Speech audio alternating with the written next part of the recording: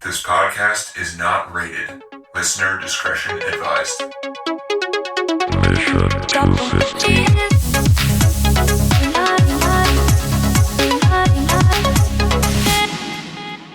Are you guys feeling spooky? You feel October in your blood? Yeah. You in the mood for horror movies? Yes. Is this a horror movie? I don't know. It's got blood in it.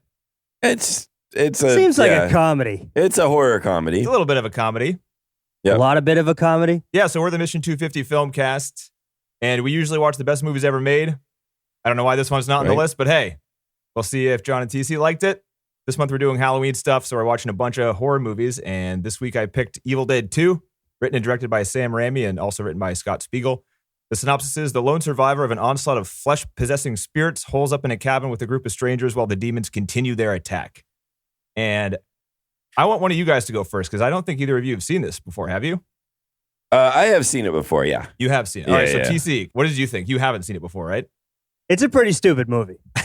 I'm not going to lie. It's a really stupid movie. Mm-hmm. There is not one part of the story that I gave a shit about, but I think it's supposed to be I stupid, laughed. though. That's the point. hysterically Yep. the entire time. Yes. Yes. I mean, I've I seen this 10 couldn't- times, and I laughed hysterically the entire I was time. laughing. I was laughing. My roommate came home and I was mid laughter and I was like, ah! I mean, literally so loud. He walked in and was just like, what the fuck? And I was like, dude, this movie is so stupid, but it's so good. Yeah, I mean, Jesus, from parts like where the blood gushes out of the wall at like Niagara Falls rate, or the hand that jumps around and just, I mean, the actor must have spent half the movie beating himself up, Yep. Yeah. right? I mean, really. Covered I mean, in his blood the acting entire is time. so bad, but it's perfect for those moments when he's beating himself up. Because like his serious moments, you're just like, Jesus, this guy's bad. And I don't know if they were telling him to be bad or if he's just that bad. I recognize him, but I don't know if I've seen him in anything else. He's been in a lot of things, but it's all B-movie stuff or soap opera type things. Because he's really bad. I mean, really I He's think they're perfect. bad. Come on. He's perfect for this. No, I know, but the movie's bad. Yeah. The movie's right? great. I mean, it's Jesus. intentional. He's hamming it up, I think. That it's really... Yeah. It's perfect. He's yeah. perfect. Oh, Yeah, I mean, he does I do love a him. crush. I love Bruce Campbell, Yeah. and it's mostly because of this movie. I don't know about that, but I can say that if you want Come a on, funny TC, hand, you you didn't want think a his funny performance was movie, groovy? You didn't think Yeah. it was groovy? you want a funny movie to watch during Halloween time, that's the movie. Would you recommend, and even though it's called Evil Dead 2, it really has nothing to do with the first Evil Dead, right? It's Well, just it does. a remake. It's a sequel. Is it really a sequel? Yeah, it's supposed to. So at the very end of the first Evil Dead, the camera, like the evil camera, zooms through the house and kind of goes into Bruce's mouth, and that's the end of the movie. So you assume that he dies in that one. And this one, they couldn't get the rights for the first one, so they recreated the first 5 minutes, and then they had the same kind of shot going through the house, and then it cuts to him spinning around, hitting the trees, and then falls in the pool of water. That's like the beginning. That's the continuation from the first one.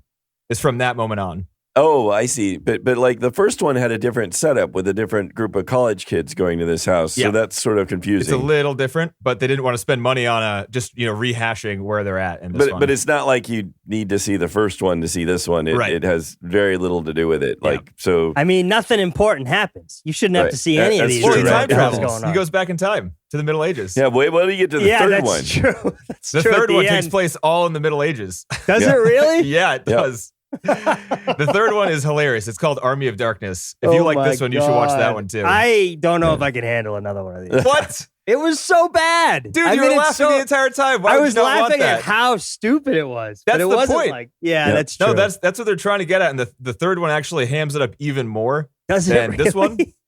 So I kind I of mean, like it I a little loved bit less. the- I mean, it's classic too, but it's even more of a comedy, the third one, than this Yeah. one. I loved the scene where the camera's chasing him and then he disappears and the camera Yeah, doesn't know. and the what to do. He's camera's like, what? "Oh, oh," What the and just fuck? backs What out of the the fuck? house. And then gives up and then just totally gives up. Like, yeah, you'll be back.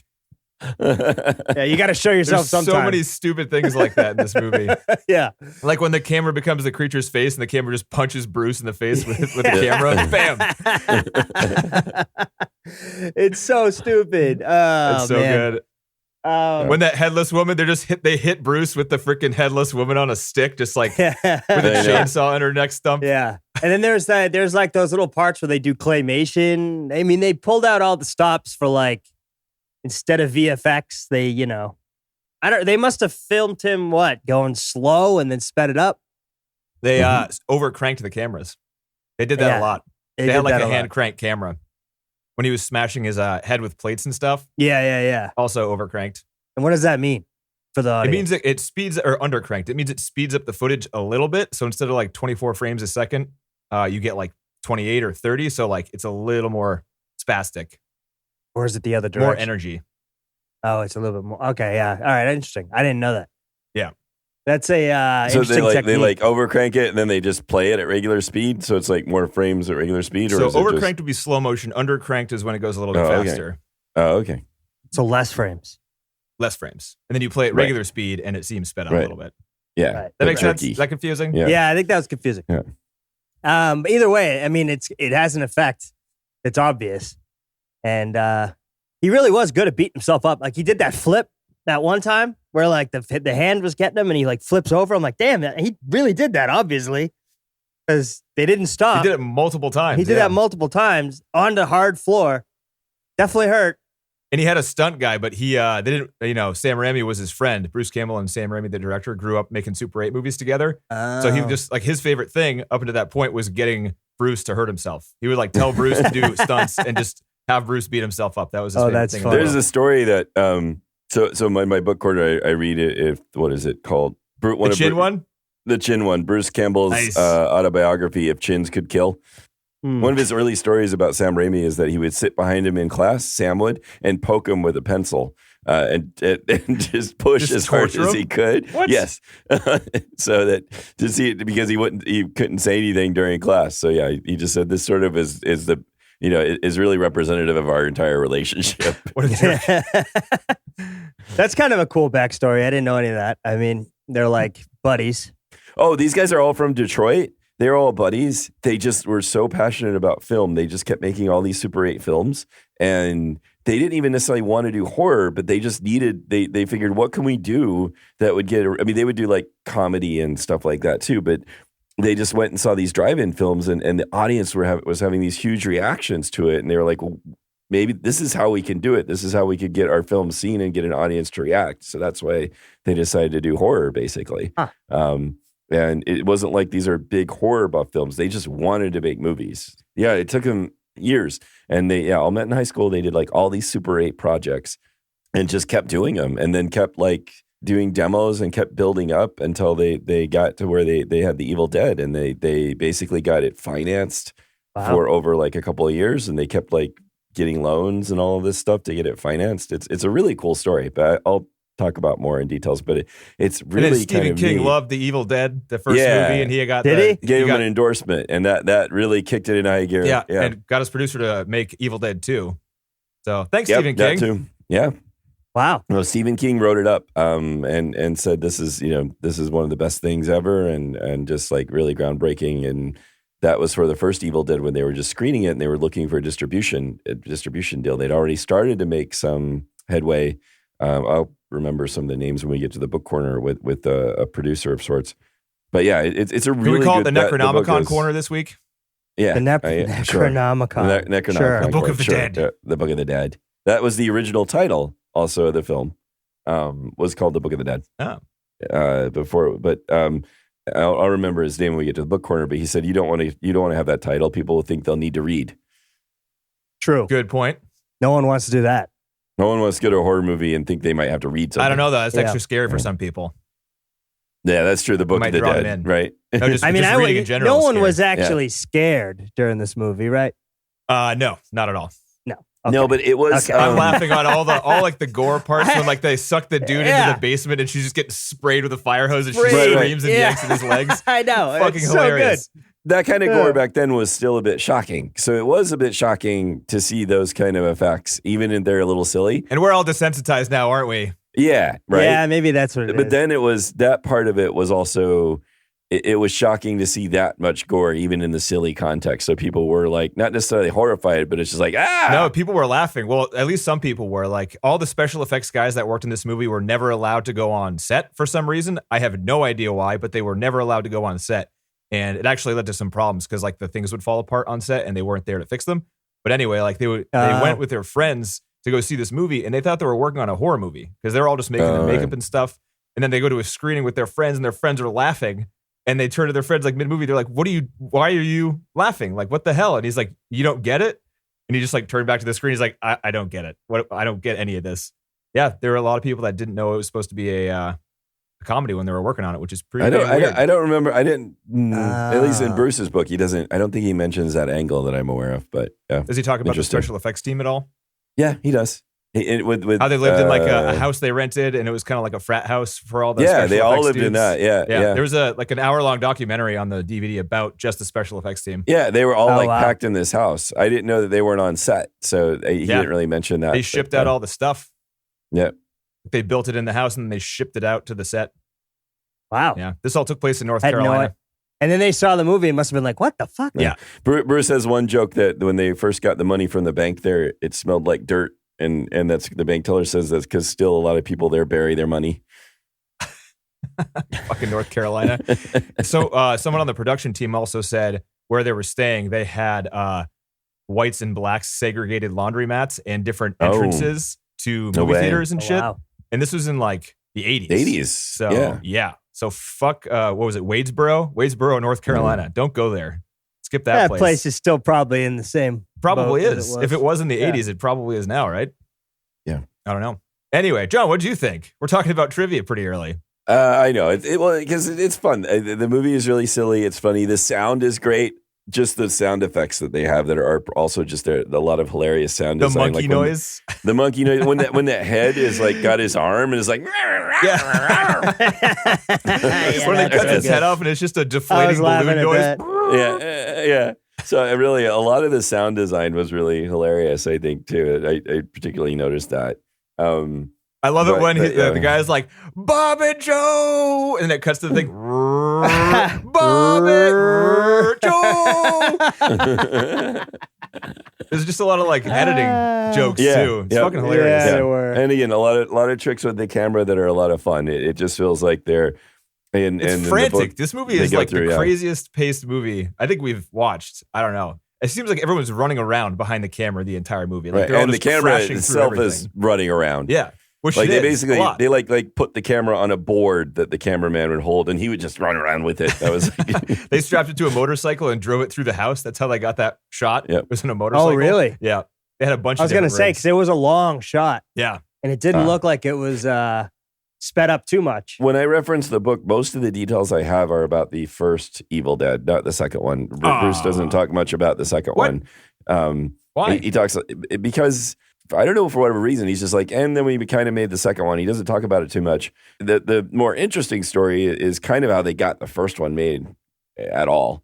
And that's kind of how they did it. And it was kind of impressive. So when I apologize when they were in a different place, which I'll mention. It wasn't North Carolina. It sounded like they hated the making of the first Evil Dead, right? It sounded like a miserable experience. I think it was Tennessee, but I'll when we get to the book corner, I'll say. So I should, any details I have are more from the first film, not the second. But it's a good thing we watched this one. Good job, John. Nah, I know. It's better than not reading it, I guess. I know. Yeah. Sorry, I got some details. What's interesting. Hey, didn't you do that on another movie too? I read the book about some other movie. Yeah, I know. I'm trying. I think we smushed some Inglourious Bastards into the Hateful Eight episode. Yes, we did. Yeah, there you go. Like, well, this is pretty interesting. Nothing to do with what we're talking about here. But I mean, I wasn't reading about Tarantino when we did our earlier films. Movie about the Hateful Eight. You're not gonna get it. But it's directly related.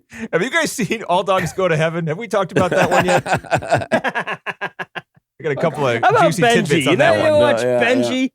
Yeah. Yeah. You guys watch Squid Game? Speaking of horror movies, oh, I did not. The first episode I've seen. I started it and then I didn't. I wasn't that. I watched 6 episodes today.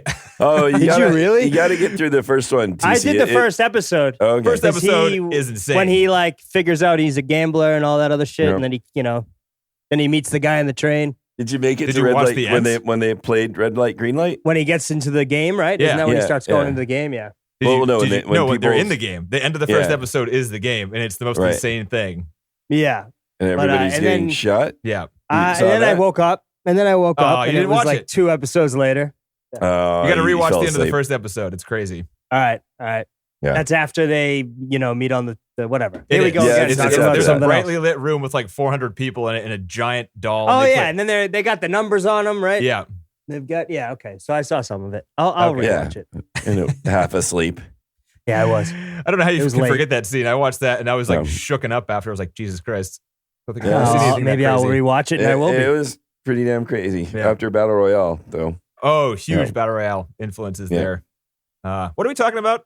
But I it's don't like, know. it's like it's insanely Evil Dead popular. It's like it's Yeah. like the number one on Netflix 90 has been for a countries. while. Yeah. So anyway, Yeah. yes, we are still talking about Evil Dead. That We is are. also a horror film. So see. Relevance. Yeah. Yeah, for this movie, my notes were just writing down like one word, just so I remember like all the. It was just the funny parts, like Yeah. hand, sink, mirror, chainsaw, head smash, head bite, Yep. Seems blood right. wall. Head bite. Head bite would have been a great title. When oh man, one of the funnier stories listening to the commentary track was awesome. By the way, it's Bruce Campbell, Sam Rami, one of the makeup guys, and Scott Spiegel, who was a co-writer, and they're just friends. Like they're hilarious together, and they had a lot of really funny stories. Bruce said he saw this movie with a friend once, or sorry, he saw it in the theater once, and two people had to leave after the scene where the lady, like, they squish the monster's head in the cellar door, and the eye pops out and flies directly into the woman's mouth. Yeah. The people were laughing so hard they had to leave the theater because they like were about to pass out from laughing, and they like stayed outside the theater for 10 minutes after that part. Oh, it would have been great to see this with a crowd. It would have been so much fun. Like Yeah, the because first the time. laughter would have been real. Yeah, Yeah, it would have been great. yeah, and nonstop. There's no break in this movie. It's amazing. Yeah, this is. I mean, Yeah. I've seen this movie a shit ton of times. I was a little bit worried because I haven't seen it in years that I wasn't going to enjoy it as much as I remembered it. But like TC, laughing the entire time. Yeah. This has got to be one of the hysterical. funniest movies ever. It's like Monty Python, you know. But the gags come even faster because it's like. But they're not like intentionally funny. They're just it's so It bad. is, It's though. funny. I don't know. You don't think so? No, well, because Monty Python, they're like writing jokes. It says Bruce Campbell smacking plates over his head. How is that yeah, not but supposed that's to be just funny? stupid. There's It no is These like, guys are no. I think when they got to Evil Dead 2, they really wanted to play up the camp, and I think that they were intentionally doing this. They wanted to You think shock they you thought that with Groovy horror. was going to be good? You think that they thought that was a good line? That's Groovy. true. It's supposed to Yeah. be ridiculous. That's a good Yeah. point. I don't know. I just started watching and was like, this is so bad. So when I watched bad Monty it's Python, good. I didn't say that. You know. No, we should have. Sorry, we should let you know. But I guess Monty Python, you kind of go into it assuming I it's know. going to be comedy. Where watch this so one, if many you didn't know it, you movies. wouldn't know. Yeah. So that's probably what it was. Sorry. I thought it was going to be some sort of horror, and then I was like, "What the fuck is this?" Yeah. Knowing that now, might you rewatch it or watch the third one? Is that more Probably. motivating? I mean, maybe watch the third one. I probably wouldn't watch the second one again. I got bored of it after like, an hour. no, it's too much all the time. Yeah, Yeah. because it just keeps going, and the story's stupid. Who cares? Like, and like one thing happens, and then the girl shows up, and like it could have been a totally separate movie at that point. Like the beginning was irrelevant, right? Yeah. So like, I don't know. It was all right, but I did like plateau because I don't trust anything you say, TC. You said you laughed for the an shtick was hour and a up. half. How is that not high praise coming from I your did. mouth? I did laugh, but I'm saying the story, like you get bored of it. I did. I got like as if nothing happens. It's the same dumb shit over and over again. Yeah. It's funny, but it's not like no one's watching this for the story. I'm True. telling you. He's got to find the pages though, TC. Come on, it's a good reason to go into the basement. That's right. I mean, the basement. Jesus. You know who's in that Henrietta suit, the fat suit? Who? Wasn't that Sam's brother? Sam's younger brother, Ted Rami. Yeah. Oh, really? Yeah. They were just swinging him from the They ceiling were from swinging some him. sort of You thing. can see Yeah. that fat suit ripped in the ass in that scene where he's spinning. They ripped the suit and they just like, fuck it, keep going. It's the only one we Keep have. going. That's all we got. We've got. He's already up there. We Yeah. can't get him down.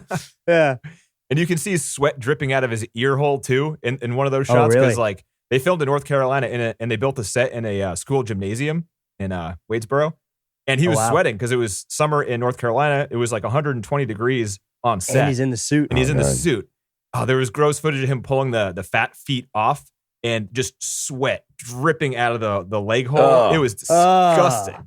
Oh. He must have been so damn uncomfortable. Oh, And yeah. everyone said, like Bruce beats himself up a lot in this movie, but everyone's like, yeah, easily Ted Rami had it the worst, 100%, no question. Wow. And I thought he was really good, really energetic, Yeah. despite being in that huge suit. Right, dying almost. Yeah. Again, Sam just torturing the people that he loves. Yeah, that's what he does. That's apparently. what he likes. Yeah. No Kinda wonder like he became the Jackass. director. He's like, I like the control. I can make my friends do whatever they want. That's right. Bruce, jump down the stairs. Jump down the stairs, Bruce. Yeah. Okay. Punch yourself in the face, Bruce. Okay. Stab yourself in the hand, Bruce. All right. Wait a minute. I'm feeling a little woozy, boss. All right, now I'm going to come in with a camera and I'm going to hit you in the face with a camera, okay, Bruce? Yeah, this is kind of heavy. Ow! There were a lot of injuries on the set. I'll get into those during trivia, but All right. Are we would wrap up our review here? What do you got? I mean, this might just reiterate TC's point of view. There's not much to talk about in terms of the movie. If you haven't seen it, Yeah, it's just it's See like it. watching a slapstick film or Yeah. something. It's like and to be fair to these guys, that's what they kind of did. A lot of their Super 8 films were more about comedy, or I mean, they did some mystery stuff too. So I don't know, but yeah, it's not like we'd sit there and describe in detail any kind of like slapstick film. All you can do is like go over the bits, kind of like what you do with Monty Python Right. or whatever. You know, you remember that bit? That was funny. John, you want to go into book corner now? What do you think? I do. I need to grab another like fizzy drink here or something because my throat's killing me. So, Oh, no. So before I talk more, I need to have something to drink. So I'm Okay. gonna grab it. There you go. This episode brought to you by Spindrift. I got like 30 cans for $17 at Costco. Is that seltzer? Mm-hmm. Do you It's love just Costco? seltzer and fruit juice. That's it. It's good. Yeah, Is it better than La Croix? I'm a La I Croix like it man better. myself. I like it better than Wakwa. Oh, wow. I like Topo Chico. I don't miss know about Polar. Topo Chico. Remember Polar from Oh, Massachusetts? how could you forget I Polar? love Polar. You can't get it out in the Drive West by the Coast. Big Bear. Yeah, It's a good one. Right Was in it the bear was on Massachusetts. 146, right? you can Yep, get Polar here. yep. Yep. Oh, you can? Yeah, You want to I'm- ship me I'm- some? I'll pay double the asking price. Is that good? Really? Double. triple. Wow. Triple. Plus You'll shipping. get it. You'll get it, and you'll be like, "This isn't as good as I remember." It's going to be all shooken up because John doesn't have a pack seltzer. I don't know, pack anything. You're right. I'm a terrible mover. All I do is sit there and go, that's not going to fit. And then I don't do anything. And then you just put it out in the Nice. street and set it on fire. Yeah, I Problem solved. just complain. Yeah. Or somebody else has to do it. And I'll just sit and complain that's not going to, it fit. All right. Oh, man. We Hey, paid good for job. We paid for moving out here for the first time, and we haven't gone back. It is I would never Nice. not pay. I'd pay. Yeah. I'd Right. move. Pay Pay is- the No, movers here too. When we- I when we blame it came on to my age, Rochester- but it is so much easier just have like Oh. strong young people be like, move that It there. is so Thank much. you. Yeah. all you have to do is pack the stuff, and then they show Yeah. up. Sometimes Great. they pack it too. Oh, no. Yeah, I know. When We could do we that, when we too. moved here to Rochester, the company paid for everything. So they packed it. And it was And you heavenly. just stood It was around like sipping one of your fruity seltzers, being like, "You guys Yeah. are doing a good job." This goes into that room. Yes, I believe that's the living room. Yes. I packed all my stuff. I only had them for like 5 hours. It was like $500, but I still got to do my that thing, was though. just I'd be like, I don't know if you can get that couch up those stairs. We'll watch you try. it's not gonna fit. Pivot. Oh, look at that! Pivot.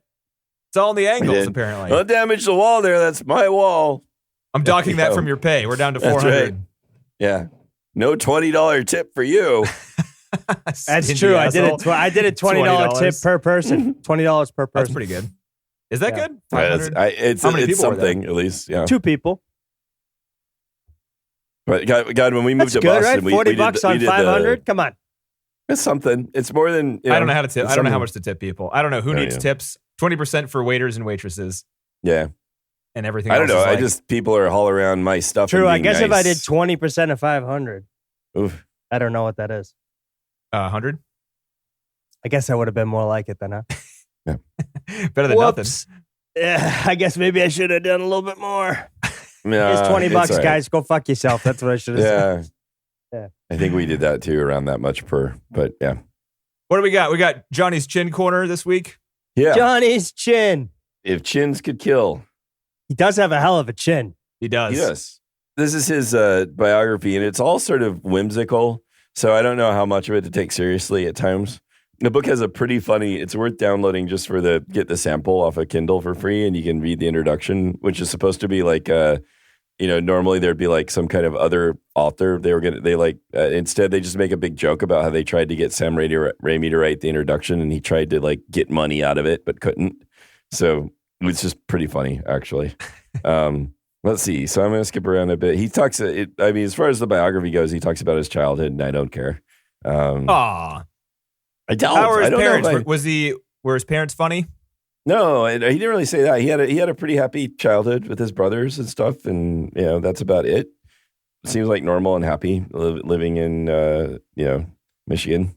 But the introduction is just funny to read because they just make Ivan and Sam Rami look like they're just money grubbing jerks.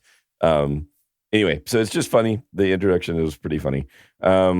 He just got it. He did like some community theater stuff and got excited. He ended up working with one of the Smothers brothers at as an intern. They went and showed him some of their Super 8 films and he liked them. So that was fun. Again, these guys were all working on stuff all the time.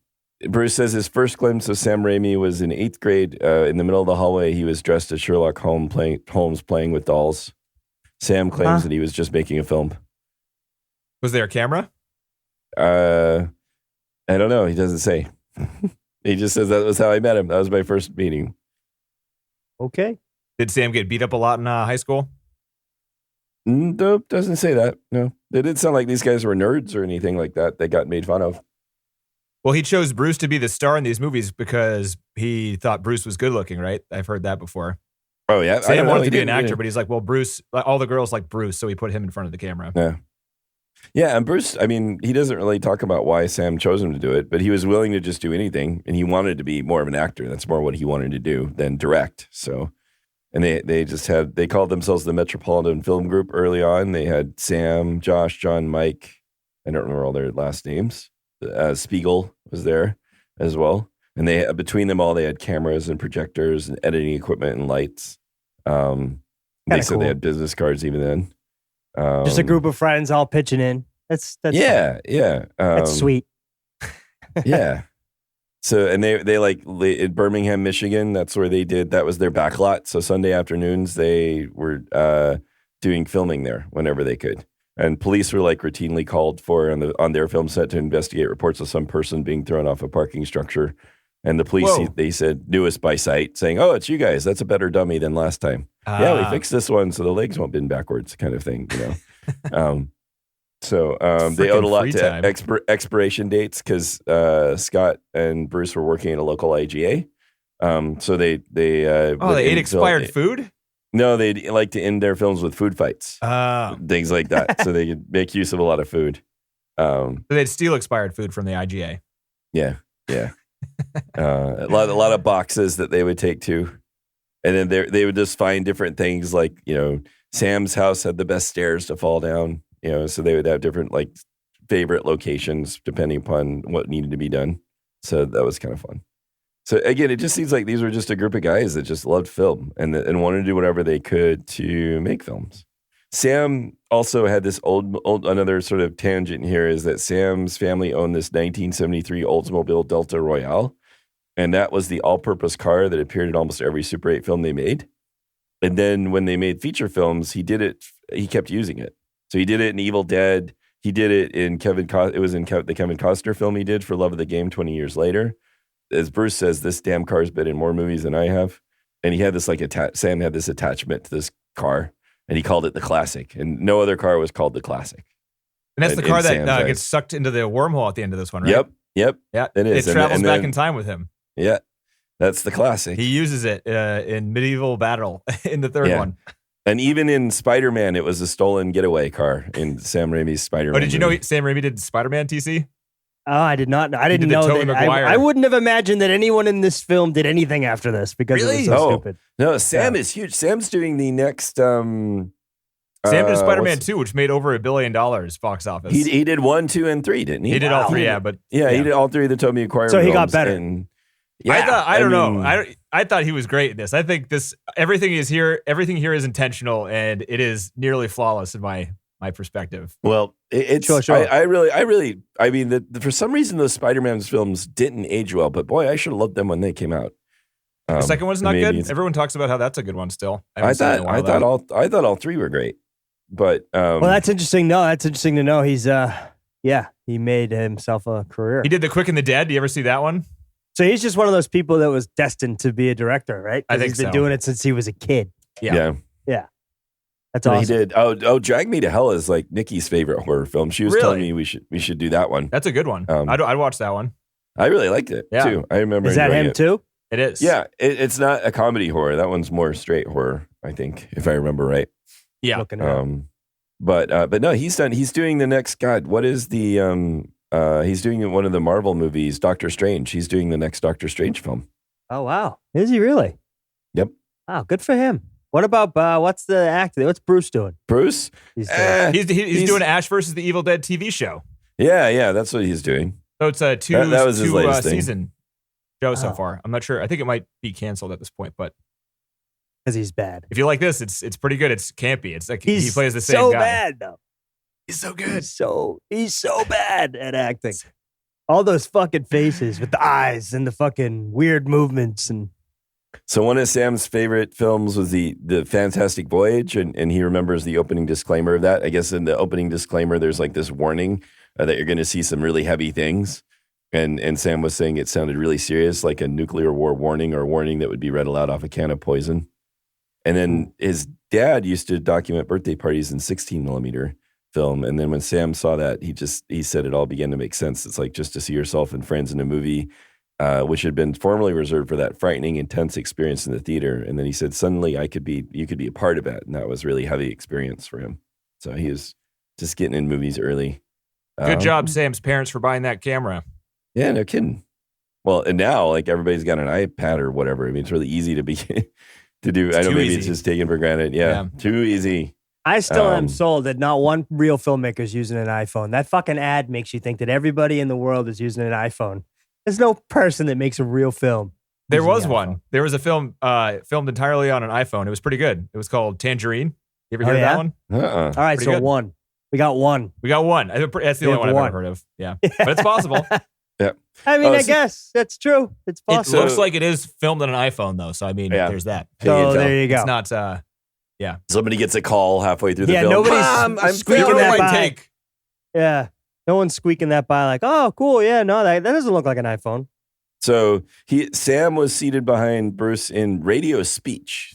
You imagine he had radio speech classes. That was like media or film. Is this of the high day, school? right? Yep. So one of his favorite pastimes, Bruce says, was to inflict torture without getting caught. He'd lie in wait until the teacher called on me to answer a question, and as I began to speak, Sam would place a sharpened pencil into the square of my back and apply pressure testing to see how long I could speak normally. The teacher couldn't see this? No, then he's sitting in back, Afterwards, when I threatened to stab his eyes out, he'd come out with, "What? I was trying to help you," and he was convinced of his innocence, rather. And he said, "This one-sided abuse became the basis of our professional relationship." That's fucking hilarious. At least he's getting paid to do it now. Right. Ash Williams. I know that. I know it. All right, so he did get. I'm sorry. I'm just looking up stuff that you already talked. He had a TV show for a while, and he was in Hercules too, I think. Oh, was Remember he? that TV show Hercules? Or maybe he was in Xena. He might have been in scene. He's had bit parts in lots of things too. He was in Spider-Man. I mean, they've obviously all made careers out of this, right? So, Yep. Bruce goes around and That's cool. signs fan posters and shit at midnight screenings and all that stuff. oh, does he? Yeah. Yeah. I can see that. He loves the fans. And apparently, by all accounts, super nice guy. Yeah. Oh, nice. Well, that's always good to hear. So Bruce did this sort of internship, unpaid, like understudy internship in a theater. He dropped out of college. Sam was in college too, but trying to make the films. Still, they just kept making films even after high school finished, and they were all just still like trying to make films in their spare time whenever they could. And they're still in Michigan while they're doing this? Yep. Didn't anyone tell them you got to move to Hollywood to make movies most of the time? I guess well, not. they didn't Break the rules. Nope. Yeah, they did. Eventually they went out there when they were trying to get this distributed and so forth. They would fly out there for sure. So Tom Smothers was it the Cherry County Playhouse? That's where Bruce Campbell was doing his unpaid sort of understudy work, and him and Tom became friends. And he invited Tom Smothers to a Super 8 marathon at their condo. So Scott, Sam, and Matt Taylor were in town, and they were all eager to just show this stuff to Sam. And he was like 18 at the time, and this guy just spent the night with us and just laughed at all their stuff. And he says like it was like the best, the most amazing evening of his life at the time. And later, Tom sent them $500 to further their Super 8 career. $500, huh? Thanks. Yeah, drop in the bucket. Thanks a lot, Yeah. bud. I know, but hey, it's something. Yeah. It's pretty cool. It's true. It's free money. Yeah. So, and he met Tom later, like, much later, and he just said, "Hey, I was your dresser." That's what he was. He was Tom's dresser at the time. What does that mean? And he's the costume guy. They helped him dress stuff. What? You need help dressing? Well, somebody's got to have the clothes ready or whatever. It was a play, true. So you got to change or whatever. Oh, really fast and stuff. Okay. Yeah, or somebody helps get you ready. So yeah, well, of course, you got to have the person to put your clothes on. Put the leg on. Put the other leg on. Let's go. No, left leg first. Damn it. No, Always right. left leg The first. underwear I told you. first, then the socks, then the pants. Anyway, John goes underwear before socks. Interesting. I like walking around with just the socks on. I said underwear. Yeah, I go. Yeah, what? Okay. What? No, no. You'll never have a career in acting. So anyway, I mean, Tom didn't even recognize him, and he told him the whole story. But Tom was just like doing all kinds of stuff, like traveling around and being in different plays and stuff. So it was just a blur to him. I don't recognize this guy. Big deal to him. Tom Smothers? Yeah. The Smothers Brothers Comedy Hour. It was a big TV show, I think for quite some time. Yeah, it was. And this was like after their time, after his time even, they were just like doing these other things, sort of like side gigs and stuff. So in this first year of college, Sam did this film called The Happy Valley Kid, which starred his roommate Rob Tapert. And this became kind of a pretty like, they made a lot of money off this film, relatively speaking, because they'd show it at the college and everybody loved it. And it would be like a regular sort of screening thing. And it cost like $7 to make, and they would just show that they would show it. $7? Like, how is that even possible? $700. And they would show it like Friday and Saturday nights on campus for like $150, and they made like $5,000, over $5,000, on the film. Wow. Because it was well enough received. What was it about? Was it just a comedy or? Yeah, it was. There's not much information here on IMDb. The Finnish Kid. Well, it wasn't a real film because it was like a very local film. It wasn't like really released. Got all these famous freaking people in it, though. Come on. Yeah. Someone's got to have a copy of that. Probably. Well, no, actually, probably not. It's probably dead. You think? Probably wore itself out. I mean, they talked about how they have like one physical copy of the film. Shit. But it was shot. That film was shot in the campus of Michigan State University, featuring Sam and Rob's actual professors. And then Josh, Scott, and John came in on the weekends to fill up, and Bruce to various roles of desk clerks and mean-spirited classmates and security guards. Sam Rami was 20 when he did The Evil Dead? Yeah. Dear God. That's so young. Yeah. And meanwhile, after Spider-Man 3, he decided he wasn't even going to direct anymore. Yeah, really? He stopped for a while. He made there was one bomb. What was that? It was movie? Spider-Man it was like 3, the Wizard of Oz. He tried to do the Wizard of Oz. Oh, right. And it wasn't bad. Yeah. It was like a $200 million movie, and I think it did poorly. So people probably lost. Sam once you're Raimi that big, nearly you turned can't down. Fuck up, right? Yeah, Right. Sam Raimi nearly turned down Doctor Strange 2 over lingering scars from Spider-Man. Oh, yeah. Oh, lingering scars. Yeah, he guess it didn't do well. Spider-Man did really well. Spider-Man It 3. did, but Spider-Man 3. maybe the Spider-Man 3, but maybe there was a whole lot of like studio involvement or something. I don't know. I have no idea what happened there, but maybe I gotta read it the wasn't article. the Yeah, film he wanted Spider-Man to 3. make or Spider-Man whatever. 3 made a ton. So it must have just been a hard all- shoot for some reason. All of those maybe. films made bank. Yeah. Their next film was called It's Murder and didn't do nearly so well. Nobody liked it. I am looking up some old Sam Raimi footage, and they actually showed this one in one of the making of documentaries.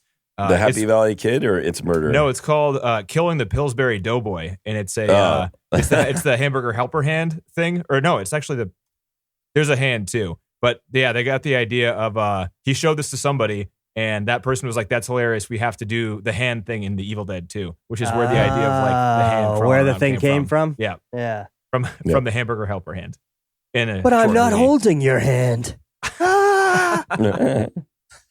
So, and I mean, Sam never thought that he was really going to make it as a filmmaker. He just felt like even then he kind of thought he was just going to run from reality as long as possible until they dragged him back to work at his dad's store, basically.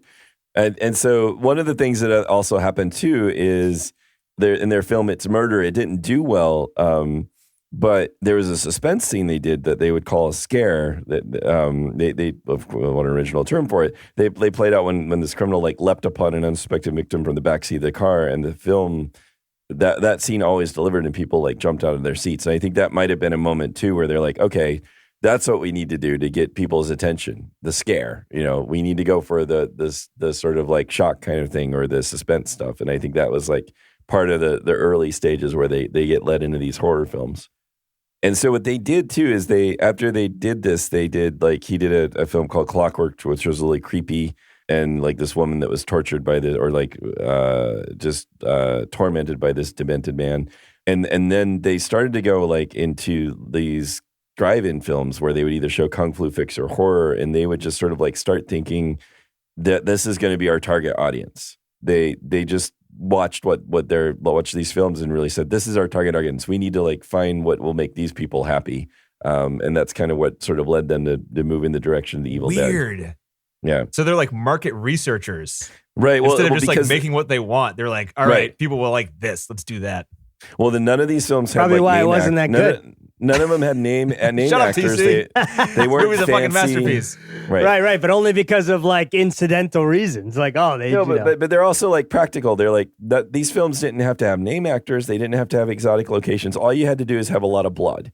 Right. So I think they're just being practical too. They're like, well, what can we do with our, given our resources within our realm of, right. That would be effective. That would actually like get a reaction from audiences because because they don't want to get all artsy fartsy and then have this stupid video that nobody wants to watch. Right. Yeah. All right, Bruce, you look good. You get front center of the camera most of the time. All right, Ted, not so good looking. Let's put you in a fat suit. You'll be the monster. Okay. Exactly. Yeah. And Ted's like, all right, I'm just happy to be included. Sure. Right. Sure. Yeah. So Sam was like studying H.P. Lovecraft in his literary classes, and he heard about the Necronomicon or the Book of the Dead, and that sort of got his fancy. He got interested in that too. So he concocted this short story where a group of kids unwittingly dig up an ancient Indian burial ground and unleash some nasty spirits, and then they made this prototype Super 8 film, which they just basically it just kind of served as a prototype of this example, and they that film cost like $1,600. And then they brought in a makeup guy to do that.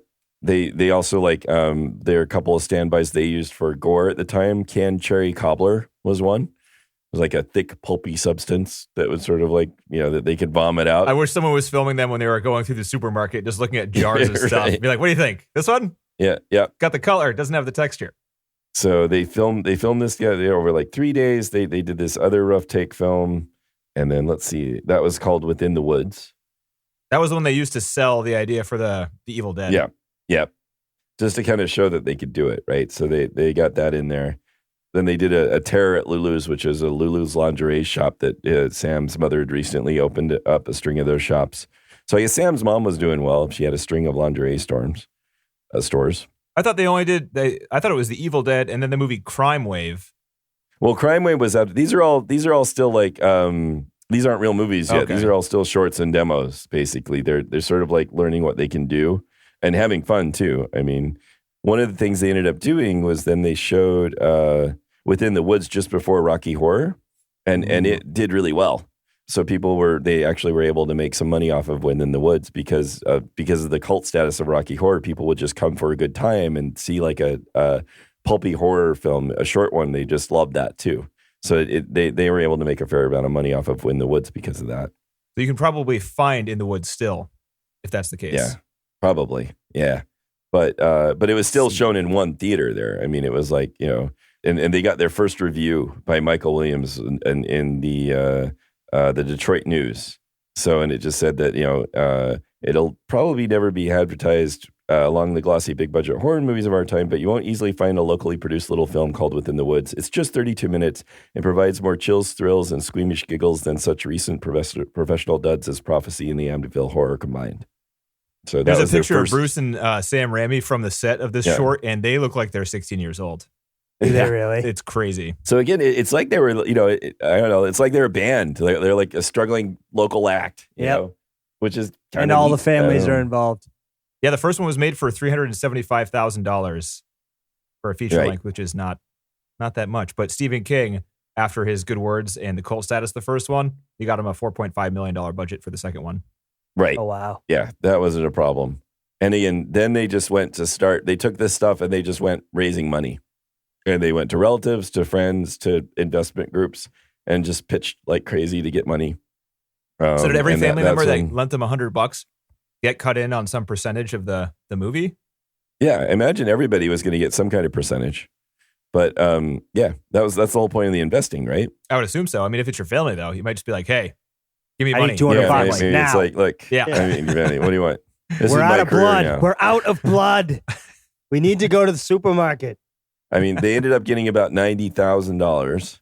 Or well, they actually had $85,000, almost enough to start shooting. But then they just went ahead with it, and they had to keep going back to their investors throughout this and just get more and find more ways to get more money. So Jeez, they had to sounds find hard. qualified actors, but they couldn't afford Screen Actors Guild actors, and so they had to find qualified This is actors. all Evil who wanted Dead desperately. 1, right? Yeah. Just to clarify. Yes. Okay. Oh yes. Oh yes. This is all the Evil Dead 1 stuff. Yeah. So, that was also hard. They had to find people that wanted to be in the union but hadn't figured out how to yet. They had 2 people that were in the union, and they got fined by the union later, because that's what the union does, apparently. If you are in a film and you don't get paid the film rates for that, I think you can get fined by the Screen Actors Guild. So they'll track you down and fine you for not getting paid the amount that you're supposed to get paid. Even if you're not in California? Yep. Yeah, if you're the in the Screen unions Actors are, Guild, they're doesn't the matter. mob. We've been Oh, you over have to be this. in the guild. Gotcha. Yeah. Guild is the mob. If you're in the guild. I didn't think anyone was going to see it. I went to the middle of nowhere in Michigan. Yeah, I Right. know, right? I did it as a favor. When they do they do that blank eye thing. They're these sclero contact lenses that are glass, and they cover 2/3 of the eyes. They're big and they are uncomfortable. And you can't see anything. Right. They're just awful. They prevent the eye from breathing because your eye kind of has pores in it that allow like liquid and stuff, and it doesn't allow that to happen.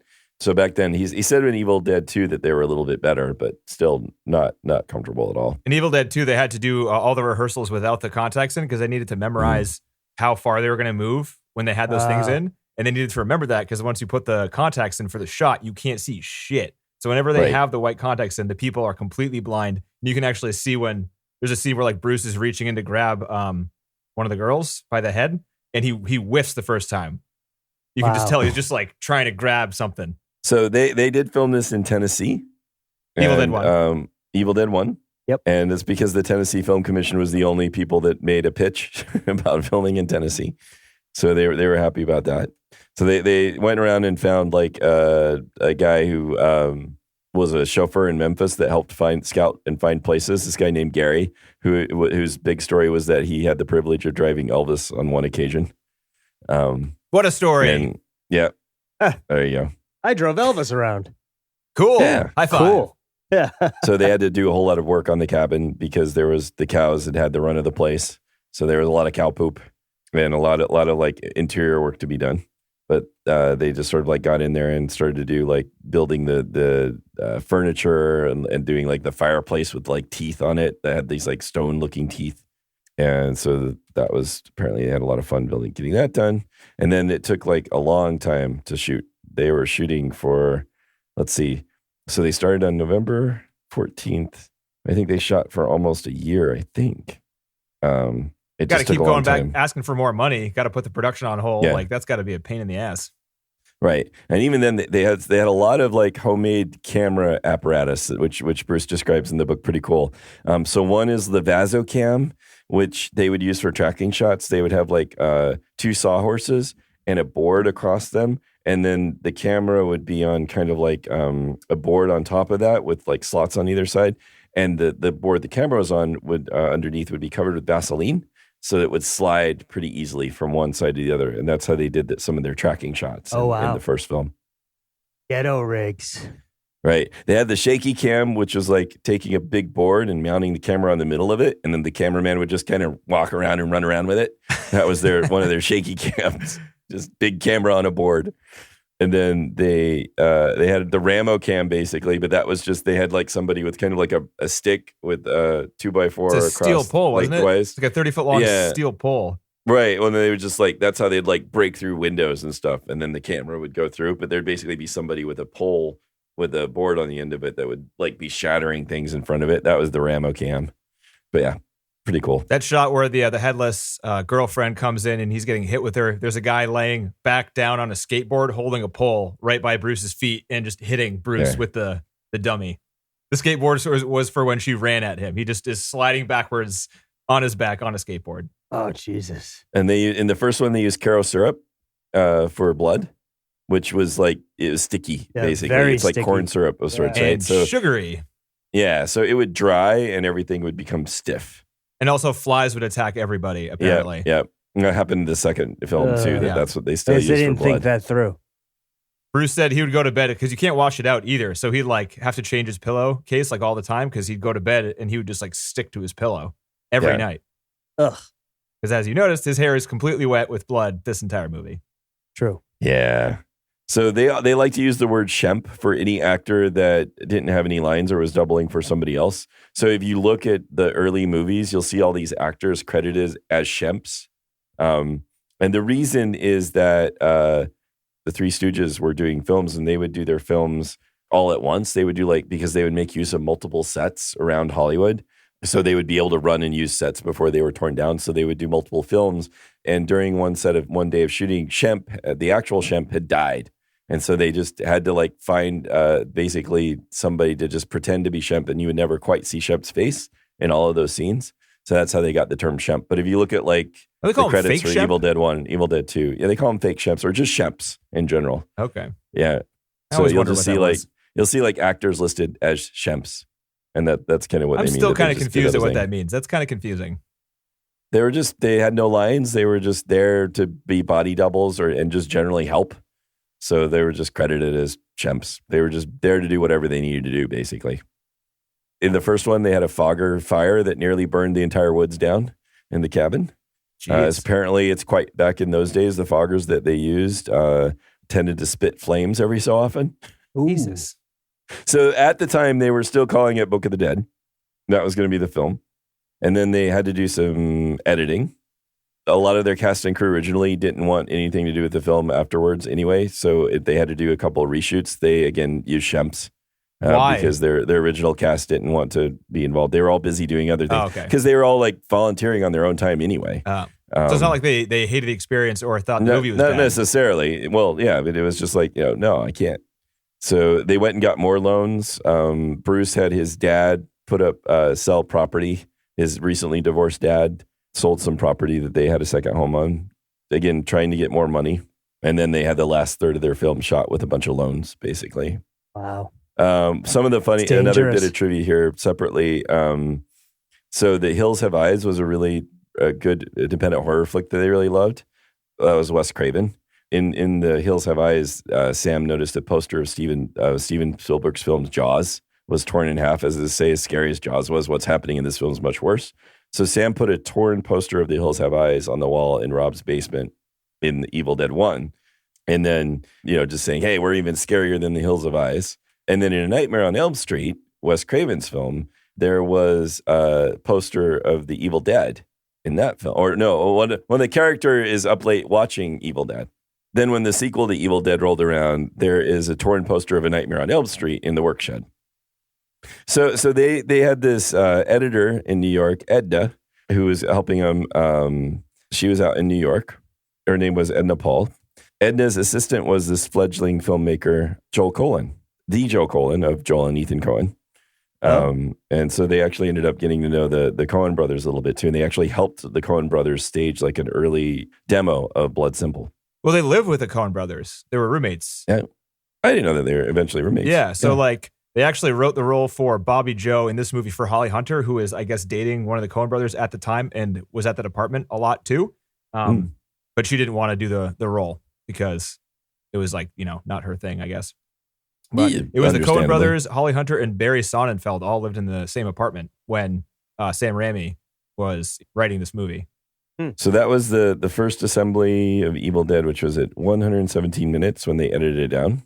And Bruce does say that Sam had no qualms about cutting his own film. And Bruce was more upset with things that were cut out than Sam was, because Sam would just say, if you don't notice it, then it deserved to be cut out.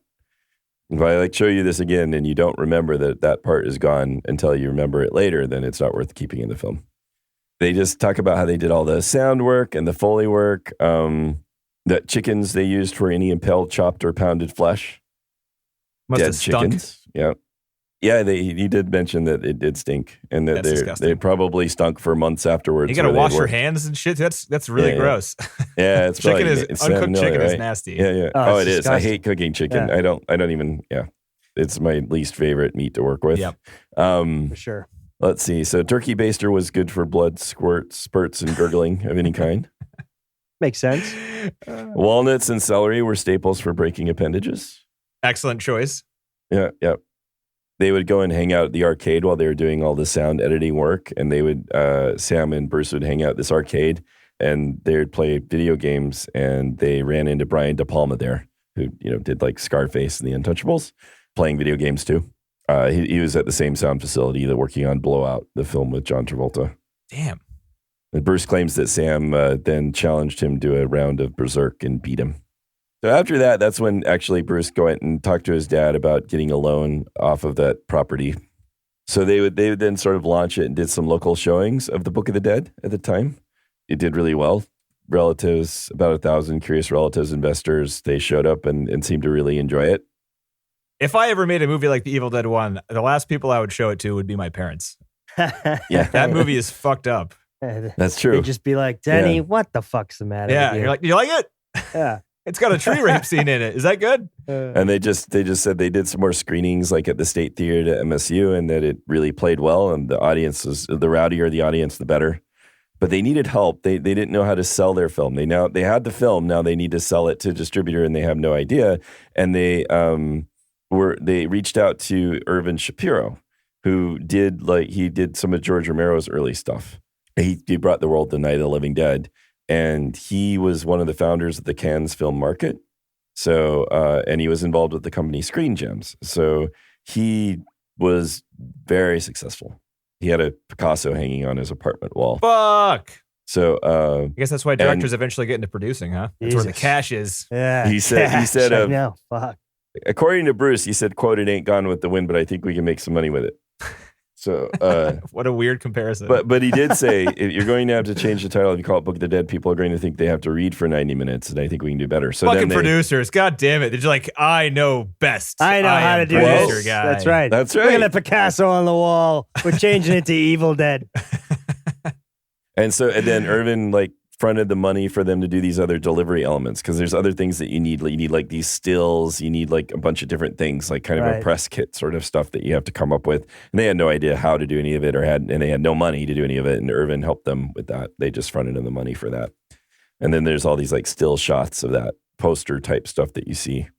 The weird poster of a woman trying to crawl out of the ground and a hand on her throat that doesn't happen anywhere in the movie. Right, exactly. Yeah. That's the marketable version there, right?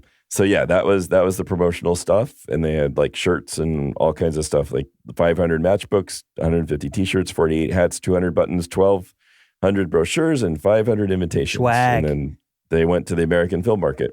Nothing says Evil Dead fan like a baseball hat. So, and then he said that films are sold 3 times a year in Los Angeles, Cannes, France, and Milan, Italy. Films from around the world are bought and sold like slabs of meat, country by country.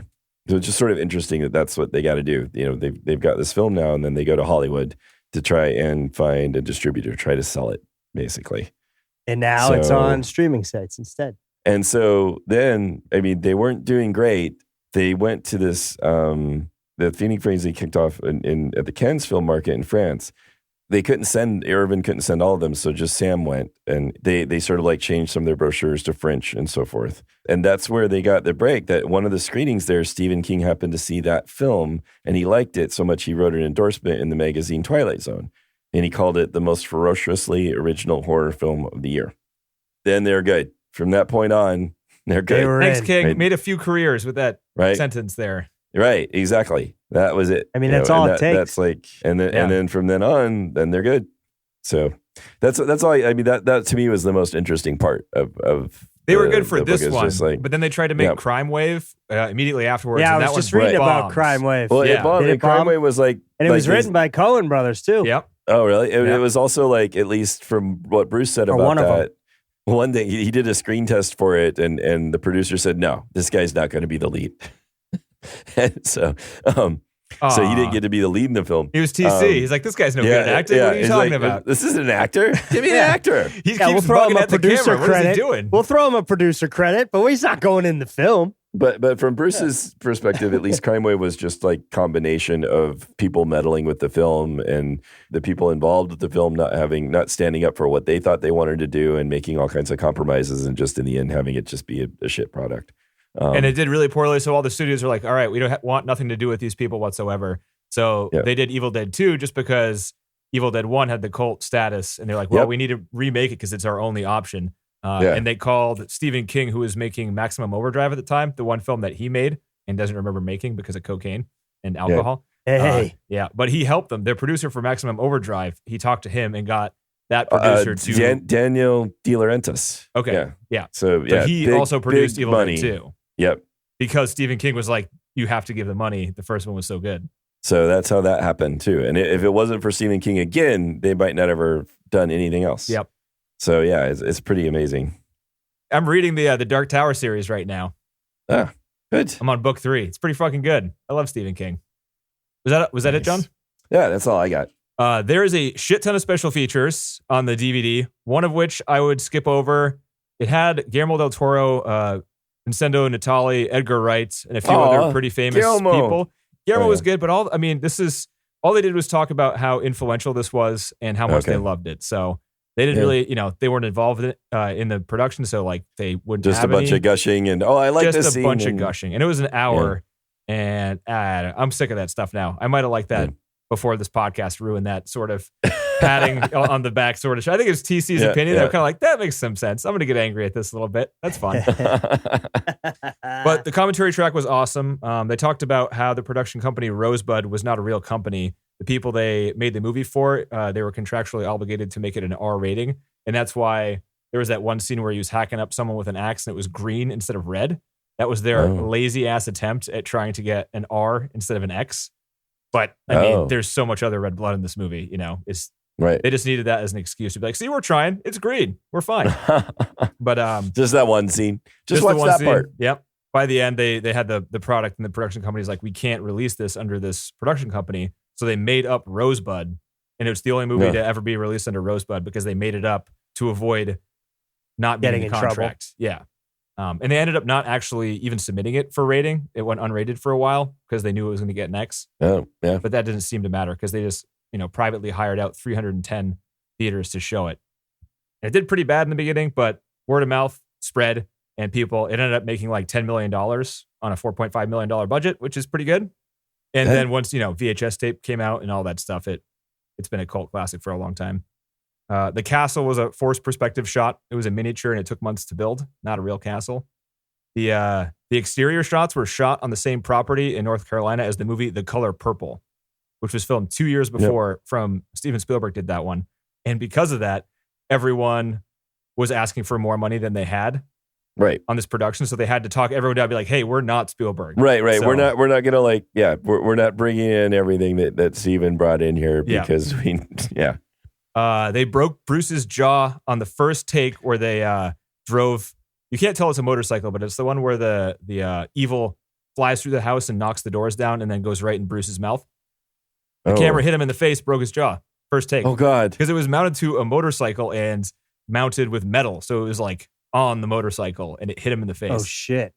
He's lucky that's all that happened, I guess. Jesus. The scene right after that shot where he's kind of spinning around and hitting the trees. He's attached to a metal rig and they found a 1 mile long road and he had a button that could spin Bruce left and right. So he's actually spinning. Yeah, Bruce talks about that like he was like Sam's personal video game toy. He just could make him do whatever he wanted. And they told him not to eat breakfast that day so he didn't vomit from the spinning. And they had a bunch of people. So he was on a crane on this thing way up in the air. They had a whole lot. It was actually going way slower than it looked. They just overcranked it to make it look, or one of the two. You know what I'm saying? Right. They had everyone on the production was on the side of the crane. If you slow down the shutter speed, it makes things look faster. Right. Yeah, it speeds up the film because more time passes between exposures. Right. And so then that makes it look like things move faster. And they shot this one at 2 to 3 frames per second, so that's why it looks so fast. Yep. But that shot took all day to do, and they actually had everyone on the production team walking next to this crane and taking turns, kind of doing a whatever that jogging thing is. It's like once you get to the back, you run to the front. With a branch, and they would just hit him with branches. So there was like a rotating line on either side of people with sticks whacking Bruce as he's being spun around on this fucking rig. I don't know why he would sign up for this. I mean, it sounds like he just woke up and he's like, I'm going to bleed today. It was a good effect. It was. Yeah. I wondered how they did it. So there was a shot where smoke kind of gets sucked in and it's reflected. It's like Blade Runner. It gets it's reflected in the eye of the evil Ash. That was an oversized model, and it was shot in a parking lot. They shot it kind of out of out of sequence. All the night shots were shot first, and they had to guess at the amount of blood Bruce would be covered in. So that was just every day they would put a different amount. If you pay attention, it just changes in every single shot. Oh, they just guess. Is on him. Yeah, it's just total guesswork. The blonde actor is now on QVC. The woman who plays Bobby Joe is on soap operas and has been for like 30 years. You could tell when they were interviewed, they loved talking about this movie because it was the biggest thing they had done. I wouldn't say this. The only one that really made out was Sam, huh? Yeah, I mean, Bruce has done well with himself. Yeah. Even Sam, Bruce for sure. is not.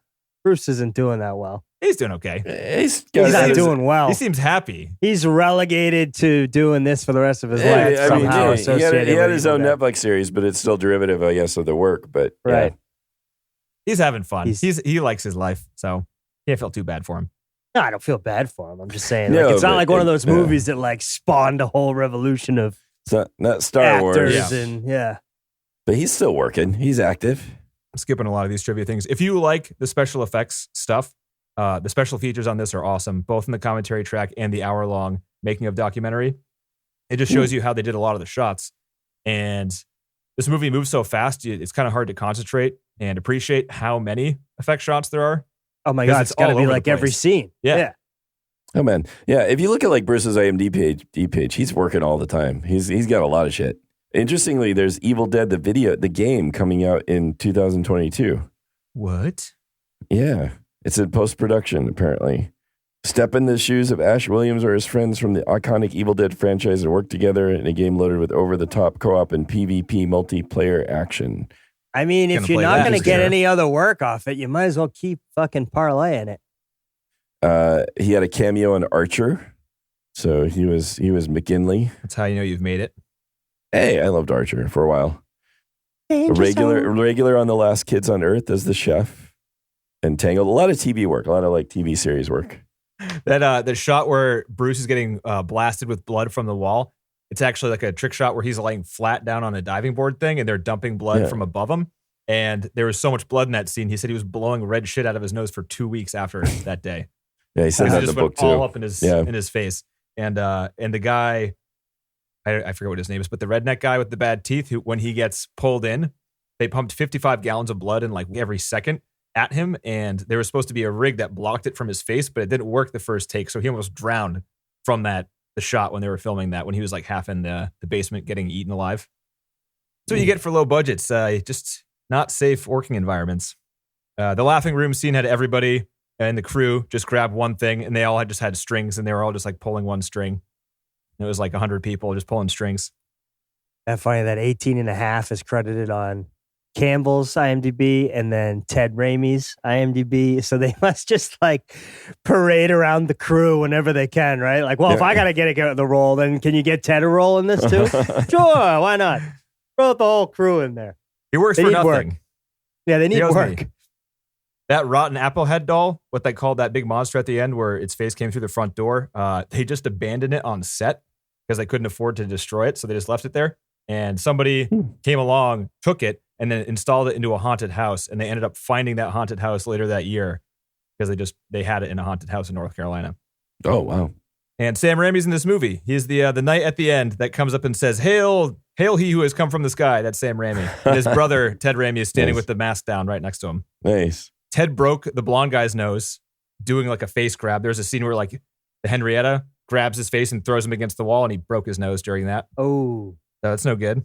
And people got hurt on this one. I mean, I can see why. And there's the a lot blonde of shit dude moving around. He kicks Ted's front teeth loose in one of the shots when he was like in the basement and he tries to kick his head down. Loose front teeth. No good there. Ooh. The evil Ed couldn't close his mouth. So that was like torture during that part when he had that big mouth. So he just, can you imagine being forced to keep your mouth open? Like there was a rig where he couldn't close his mouth. That's awful. I think I'd go You've been crazy. to the dentist. It'd be nuts. It sucks. I'd go nuts.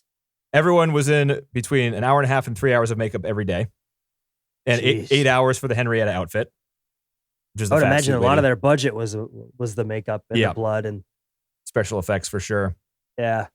They did the blood through the wall shot last because it destroyed the set. They just really dumped blood into the set that they built. That was the last thing that they shot. All of that stop motion stuff was hand animated by one guy. He did all the stop motion himself, which is nuts. It took him 5 minutes per frame. That's how long stop motion takes. And there's a ton in this Damn. movie. And there's a ton of frames. Sam does his own storyboards, and he's a terrible artist. So people sometimes struggle trying to even figure out what they're looking at. Yeah, Bruce would made some fun of him for that. It's like napkin sketches or something. And that's it. Nice. Hooray! Yay! Woohoo! So next, are we going to keep to the plan? Well, first of all, would you put it in the top 250 TC? I would. I've never seen anything like it. Nice. Yeah, I would too. And I really like the story about these guys coming from Detroit. The whole backstory is really cool. Yeah. And I would too, for sure. So we'll tell you, TC, next week, no surprises here. This is a full-on horror movie, so that's what you can expect. Oh, is it? Oh, okay. yeah. Yeah. Oh. No, this one's not funny. Not This funny one's rough. at all. This one's rough. Yeah, I mean, this is the movie that made Naomi stop watching horror movies altogether. Oh, God. All right. So I'm not a huge fan of horror movies, so. Oh. Well, we'll see What do we how got? this goes over. It's called The Babadook. Came out in 2014. Written and Oh, directed right. by This is Jennifer the one you were Kentz. talking about. Yeah. Mhm. Right. The synopsis is a single mother and her child fall into a deep well of paranoia when an eerie children's book titled Mr. Babadook manifests in their home. Oh, boy. Oh, God. Creepy. I'm excited. Creepy. All right. Well, Sounds Yep. good. And then we Sounds can, yeah. And Hereditary is next, are we or doing we can that change it up. Okay. when are we doing that one? Wednesday? Okay. Yeah. Do we have Can time? we get it by Wednesday? I don't. Yeah. I probably won't read anything by then. But I don't know what I would read anyway. There's the Unless they have Babadook do book. do they have the actual Babadook book? I have it. They made a limited printing of 1,000. So I have one okay. of the props from the movie. Well, maybe we'll do your Oh. book corner. Yeah. You get to do book corner next week then. Excellent. Cool.